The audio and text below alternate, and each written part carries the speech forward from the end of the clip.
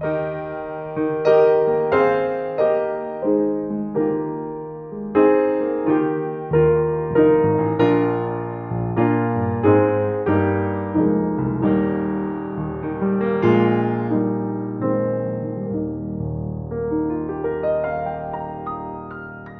blessed weekend to you, my friends, my dear brethren in the Lord. And here we are again in our God's Word for Today devotional. Welcome and good morning.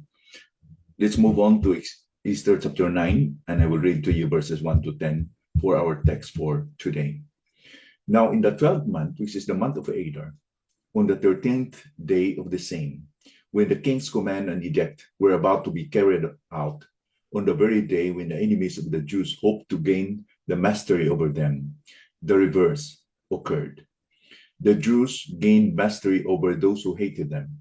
The Jews gathered in their cities throughout all the provinces of King Ahasuerus to lay hands on those who sought their harm, and no one could stand against them, for the fear of them had fallen on all peoples.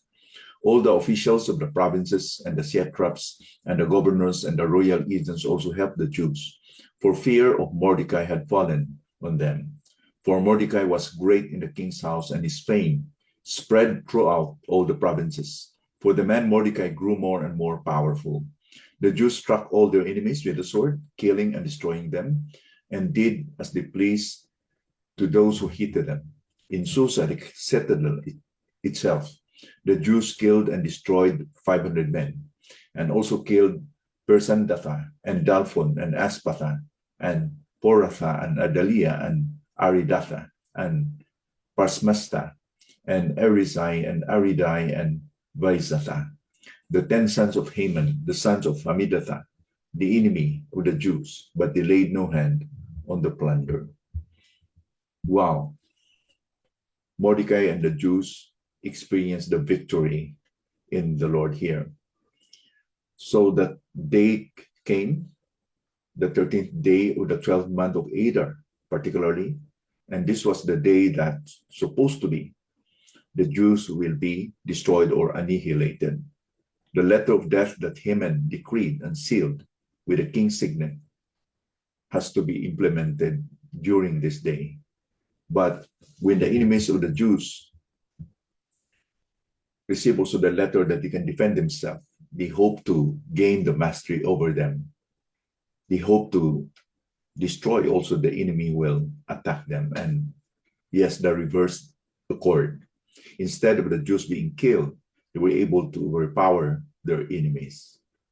The Jews gathered in their cities throughout all the provinces of King Ahasuerus to lay hand on those who sought their harm, and no one could stand against them, for the fear of them had fallen on all the peoples. Now let's take note that although the letter that they can defend themselves assured that they will be backed up by Mordecai and the whole kingdom, but they have to defend themselves. They have to fight for themselves. And this is the principle in our walk and victory in the Lord Jesus Christ. Yes, our position is that we are already in Christ. The power and our status will not be changed because it's settled by our identity in Christ because of what Christ did at the cross.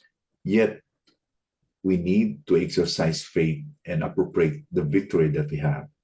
And that's why Paul said in Philippians chapter 2, verse 12 and 13, work out your own salvation, not work for, but work out your own salvation with fear and trembling.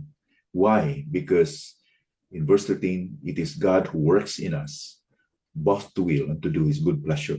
Means that we should appropriate the truth and the power and the resources that God has given to us already in Christ in order to live the victorious life. And that's what these people did. Because of the letter, they armed themselves and they protected themselves.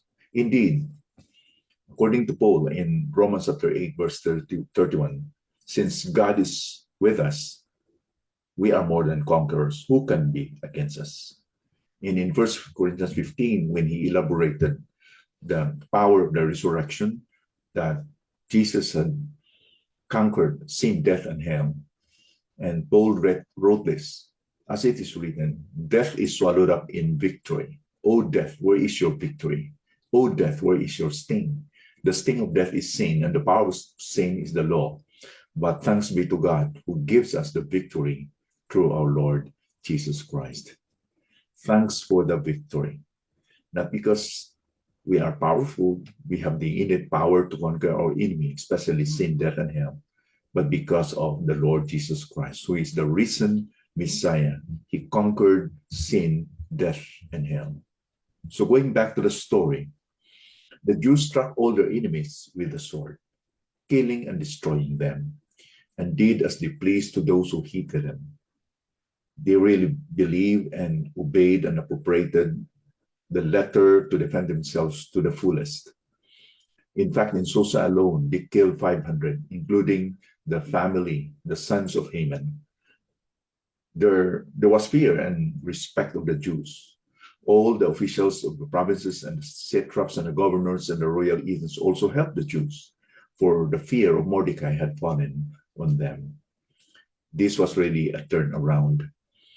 Overturned or reversal is an understatement, because the Jews had bounced back from fear to freedom and victory.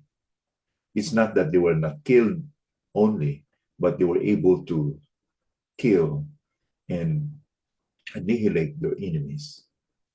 Mordecai became great in the king's house, and his fame spread throughout all the provinces, for the men of Mordecai grew more and more powerful.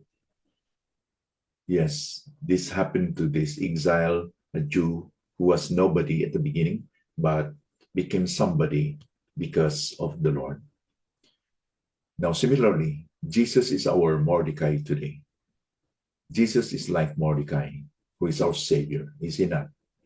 We are what we are, and we could claim victory based upon the power of our Mordecai, the Lord Jesus Christ. Remember, this power, this victory is only on our Mordecai, the Lord Jesus Christ. Thank God for the victory in Christ.